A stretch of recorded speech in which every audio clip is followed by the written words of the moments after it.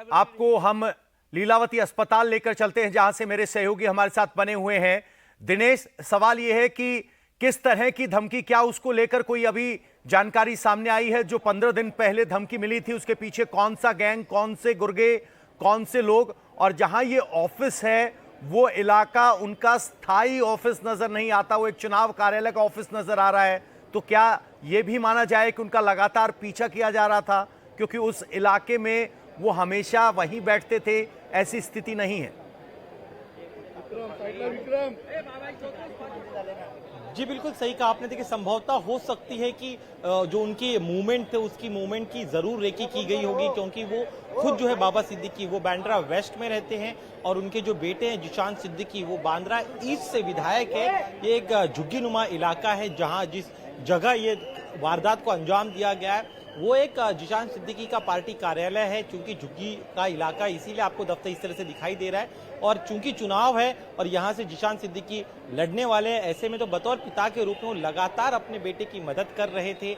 और चूंकि काफी उनका स्वभाव मिलनसार रहा है, ऐसे में जहां भी वो जाते तो बड़ी संख्या में लोग उन्हें मिलने आ जाते हैं। कई अनजान चेहरे भीड़ में होते हैं, तो इसके लिए कभी किसी को शक नहीं हुआ। आज भी जब वो वहां पर गए थे, लोगों से मिल रहे थे, पार्टी कार्यालय के भीतर कई काफी समय तक थे, लोगों से बात कर रहे थे, तब किसी को, और जैसे ही वो बाहर है उसके बाद इस वारदात को अंजाम दिया गया। तो वो अनजान लोगों के बीच में ये जो हमलावर थे इन्हें पहचान पाने में जरूर चूक हुई है। साथ ही में चूंकि उनकी राइवल जैसे हम कह रहे कि 40 साल के लंबे करियर में उनके सभी दलों के नेताओं से लगभग काफी अच्छे रिश्ते, काफी मिलनसार उनका स्वभाव है, तो ऐसे में राजनीतिक दुश्मनी, जो प्रथम दृष्टा जो पुलिस से हमारी बातचीत हो रही उनका कहना है कि राजनीतिक दुश्मनी फिलहाल इसके कोई एंगल फिलहाल नजर नहीं आ रहा, लेकिन इसके तह तक जाने का वो प्रयास कर रहे हैं। दूसरी बात जो उनके परिवार की तरफ से ही कही गई थी, करीब 15 दिन पहले जो है उन्हें एक धमकी मिली थी। धमकी का नेचर क्या था इसके डिटेल फिलहाल पुलिस की तरफ से शेयर नहीं किया जा रहा, लेकिन इतना जरूर कहा जा रहा है कि धमकी मिलते ही चूंकि थ्रेट परसेप्शन काफी ज्यादा सीरियस था, इसीलिए मुंबई पुलिस ने तत्काल उनकी सुरक्षा को बढ़ा दिया था। लेकिन चुनाव के दौरान जैसे कि हम जानते हैं कि नेता जो है उन लोगों से जाकर मिलते, उनकी समस्याओं को सुनते, और आज का भी घटनाक्रम ऐसे ही था, रोज की उनकी दिनचर्या की तरह ही था। और जिस तरह से ये जो 2 हमलावर जिन्हें पकड़ा गया है वो उनका, और वो अन्य राज्य से, महाराष्ट्र के बाहर से इस तरह की जानकारी जो है वो पुलिस की तरफ से दी गई है। तो इस वारदात को अंजाम देने के पहले पिछले 2 हफ्ते में इसमें कोई दो राय नहीं है कि सुबह जब भी वो अपने घर से 10 बजे के बाद, आमतौर पर उनकी जो दिनचर्या है वो साझा करते हैं, सुबह 10 बजे के बाद वो अपने घर से निकलते हैं और बांद्रा वेस्ट में और बांद्रा ईस्ट में खासतौर पे, क्योंकि चुनाव में महज कुछ ही दिन बचे हैं, तो ऐसे में ज्यादातर समय वो अपने बेटे के जो विधानसभा क्षेत्र है उस क्षेत्र में बिताते थे, वहां के लोगों से मिलते थे, रणनीति बनाने का काम वो किया करते थे। और उसी कड़ी में, तो इसमें कोई दो राय नहीं है, शायद ये हो सकता है कि आरोपियों ने इस वारदात को अंजाम देने के पहले जरूर उनका पीछा किया होगा, उनके मूवमेंट्स की जानकारी ली गई होगी, उनके मूवमेंट्स को जो है नोटिफाई करने के बाद या आइडेंटिफाई करने के बाद ही किस जगह पर वारदात को अंजाम देना है ये डिसाइड किया गया होगा। इसीलिए पुलिस जो है, जो जिन लोगों को हिरासत में लिया गया है उनसे तमाम पहलुओं को जांच करने का प्रयास करी, साथ ही में उनके कॉल डिटेल्स रिकॉर्ड जो है उसको भी तलाशने का काम शुरू कर दिया गया ताकि यह पता लगाया जा सके। दिनेश, एक सवाल ये है कि जिस तरीके से मुंबई में एक अंडरवर्ल्ड का इतिहास रहा है,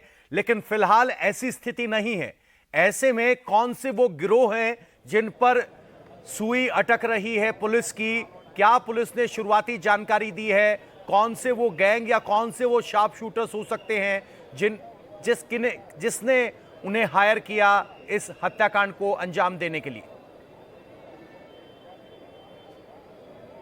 देखिए, लंबे समय से महाराष्ट्र में और खास तौर पे मुंबई में ऐसी कोई बड़ी वारदात है, किसी बड़ी हस्ती के ऊपर इस तरह की फायरिंग की कोई घटना नहीं हुई पिछले 10 से 15 सालों में, और इसीलिए मुंबई पुलिस फिलहाल किसी नतीजे पे नहीं पहुंचना चाहती। और चूंकि बाबा सिद्दीकी एक बड़ी शख्सियत थे, राजनीतिक क्षेत्र में भी बड़ी शख्सियत थे, लेकिन चूंकि उनके व्यावसायिक इंटरेस्ट भी थे और इसी सिलसिले में उनको पहले भी कई धमकियां मिल चुकी है, तो ये जो मामला सामने आया है इसमें जिन लोग गिरफ्तार किया तो वो जिनके नाम बता रहे हैं उनके नामों को भी क्रॉस वेरीफाई करना बेहद जरूरी होता है, क्योंकि आमतौर पे हमने देखा है कि जब किसी को हायर किया जाता है तो जो मेन हमलावर होता है वो खुद कभी फ्रंटमैन नहीं होता है, वो किसी और को कॉन्ट्रैक्ट देता है और कॉन्ट्रैक्ट थर्ड पार्टी को दिया जाता है। तो इस तरह से कॉन्ट्रैक्ट के दौरान, जिसके पहले हमने जितने भी केसेस देखे अंडरवर्ल्ड से जुड़े हुए, तो इसी तरह से कॉन्ट्रैक्ट की घटनाओं को जो है अंजाम दिया जाता है। तो मुख्य आरोपी कौन है, किसने इस कॉन्ट्रैक्ट को अंजाम देने के लिए जो है सुपारी दी थी, या क्या दिनेश, मैं आपको मकसद था, रोकना चाहूंगा। इसके प्रियंका तहत चतुर्वेदी जी इस वक्त हमारे साथ फोन लाइन पर जुड़ी हुई हैं।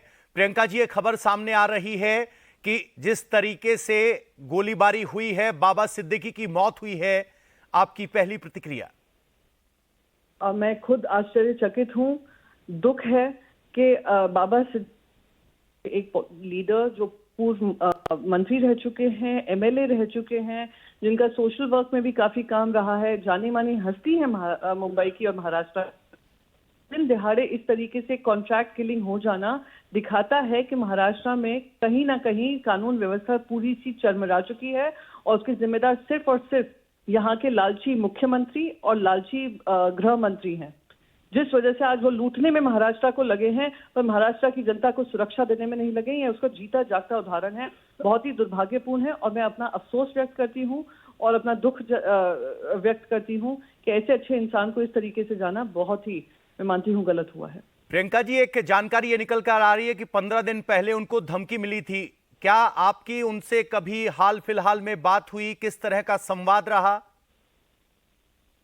फॉर्चुनेटली मेरी उनसे कोई ऐसी बातचीत नहीं हुई थी, पर कंसिडरिंग वो अजीत पवार जी के साथ थे, उम्मीद ये थी कि राज्य सरकार एटलीस्ट उनकी बात की सुनवाई करेगी। हम लोग यहाँ पर चीखते रहते हैं विपक्ष में होकर कि हमारे साथ हम देखते हैं कि कानून व्यवस्था बिल्कुल चरमराई हुई है, कि कोई किसी तरीके से कार्रवाई की जाए, वो नहीं होती है। उम्मीद ये थी कि उनके साथ होगा। और कुछ ही महीनों साल पहले आपने देखा था कैसे सलमान खान के घर के बाहर शूट आउट हुआ था, और आज हम ये देख रहे हैं महिलाएं यहाँ पे सुरक्षित नहीं, युवतियां यहाँ पे सुरक्षित नहीं, कानून व्यवस्था पूरा चरमरा हुआ। और मैं इसमें इलेक्शन कमीशन ऑफ इंडिया को भी दोष देना चाहूंगी कि अब तक उन्होंने चुनाव घोषणा करने में इतने दिन लगा दिए हैं, इतना समय गुजार दिया है कि ये लोग सिर्फ, उनका ध्यान इस पे रह गया है कि कैसे हम गवर्नमेंट रेजोल्यूशन निकाल कर हम पैसे गवर्नमेंट ट्रेजरी से ले लें, पर यहाँ की जनता को जो व्यवस्था मिलनी चाहिए वो व्यवस्था से उनको वंचित किया जाए। वो जो 80-90 दशक की मुंबई थी, वो उसी को वापस लाने का काम ये जो कर रहे हैं, ये जो पाप है महाराष्ट्र की जनता, उसका सजा इनको जरूर देगी। बहुत बहुत शुक्रिया प्रियंका चतुर्वेदी जी हमारे साथ जुड़ने के लिए। तो प्रियंका चतुर्वेदी कह रही है सीधे तौर पर कानून व्यवस्था पर सवाल खड़े करती है घटना। फिलहाल पुलिस का भी एक वर्जन आ रहा है। मुंबई पुलिस इस घटनास्थल पर क्या कह रही है उस पर हमारी सबकी नजर बनी रहेगी। लेकिन इस वक्त की सबसे बड़ी खबर आपको बता दें कि बाबा सिद्दीकी पर मुंबई में जानलेवा हमला हुआ। 4 से 5 गोलियां उन पर चलाई गई। उन्हें लीलावती अस्पताल में भर्ती करवाया गया। लेकिन इस वक्त की खबर यह है कि बाबा सिद्दीकी की गोली मारकर हत्या कर दी गई है। अस्पताल के प्रयासों के बावजूद उन्हें नहीं बचाया जा सका। वो जिस वक्त हमला हुआ अपने बेटे के चुनाव कार्यालय से निकल रहे थे और वहां से 15 से 20 कदम दूर अपनी गाड़ी पर बैठने के लिए जा रहे थे। जो शुरुआती जानकारी सामने आ रही है उसके हिसाब से 2 हमलावरों को पकड़ा गया है। दोनों हमलावर कॉन्ट्रैक्ट किलर्स बताए जा रहे हैं। तो आपको बताएं कि 2 हमलावर हरियाणा और उत्तर प्रदेश से हैं, जबकि तीसरे हमलावर की तलाश की जा रही है। तो कुल मिलाकर शुरुआती जानकारी, शाइना एनसी जी हैं, महाराष्ट्र से नेता है, वो इस वक्त हमारे साथ जुड़ी हुई हैं। शाइना एनसी जी, जिस तरीके से जानकारी सामने आ रही कि बाबा सिद्दीकी की हत्या हो गई है, किस तरीके से देखा जाए इस घटना को, क्योंकि मुंबई में एक बहुत लंबे समय के बाद इस तरीके से सनसनीखेज गोलीबारी हुई है जिसमें एक जाने माने नेता की मौत हुई। ये बहुत ही दुखद समाचार है और सबसे पहले हम यही चाहेंगे कि भगवान उनके परिवार को शक्ति दें। और